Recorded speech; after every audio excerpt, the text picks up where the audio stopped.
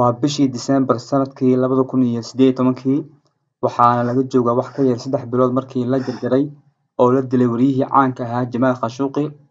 banaanka magaalada Riyadh waxaa ku tamashleynaya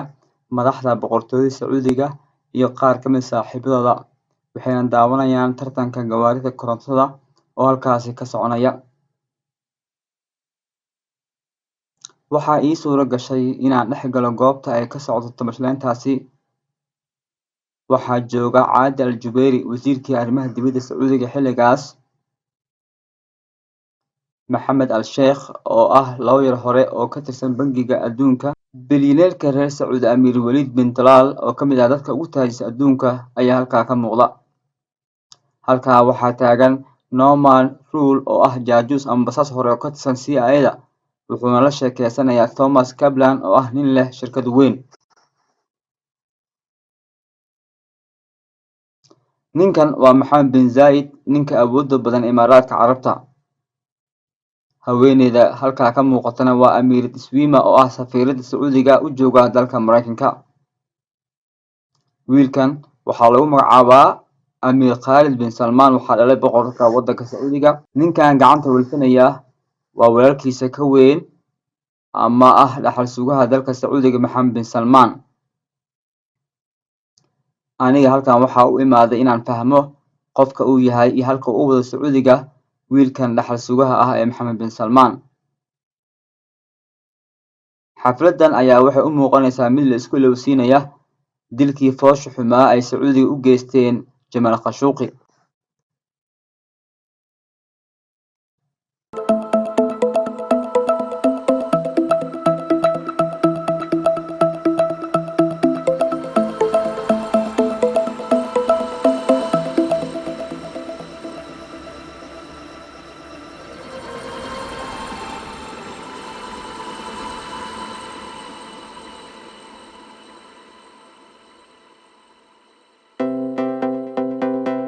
dhismahan ama gurigan idin muuqda waa safaaradda dalka Sacuudiga uu ku leeyahay dalka Turkiga gaar ahaan magaalada Istanbul waana goobtii ugu dambeysay ee lagu arko wariyihii caanka ah Jamaal Khashoggi waana halkii lagu kabaan saaray ama lagu jarjaray wariyahaasi dilka wariyahan ayaa waxay noqotay sheeko xoogan waxaana baaritaano dhowr ah oo la sameeyay lagu ogaaday in raggii wax dilay ama kooxdii qowleystada ah ee dilay wariyahaasi waxaa soo diray Maxamed bin Salman dhaxal sugaha dalka Sacuudiga kaas oo amray in la dilo isla markaana hilibkiisa la jarjaro wariyahan mucaaradka uu u arkayay ee Jamaal Khashoggi wuxuu galay koodii duhurnimo ee dalka Turkiga waxa uu rabay inuu ka soo qaato warqado nikaaxa ah isagoo u nikaxsaday gabar oo reer Turki ah waxaana uu rabay safaaradda ama qunsuliyadda uu galay inuu ka soo dhameysto oo ka soo qaato waraaqo la xiriira arrimaha guurka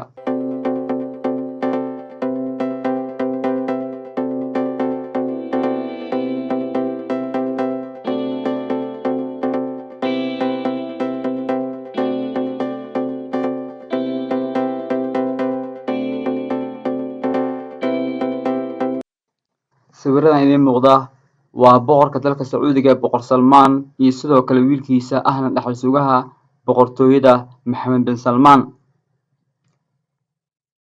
Maxamed bin Salman waa curadka bahda saddexaad ee Boqor Salman waana wiilka ugu jeclaa caruurtiisa sababaha uu jecelina waxaa lagu sheegay inay fikir ahaan ka midaysan yihiin ama ay isku aragti ka yihiin habka nolosha iyo guud ahaanba sida caalamka ay arkaan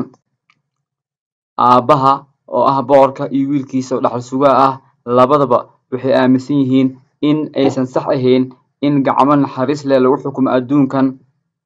waxaana markii wasiirka gaashaandhigga loo magacaabo wiilkan Maxamed bin Salman uu weerar xoogan ku qaaday dalka Yemen halkaas oo ku baabi'iyay dad maati ah isla markaana weerarkaasi uu u adeegsaday hub casri ah oo gantaalaha diyaaradaha laga tuuro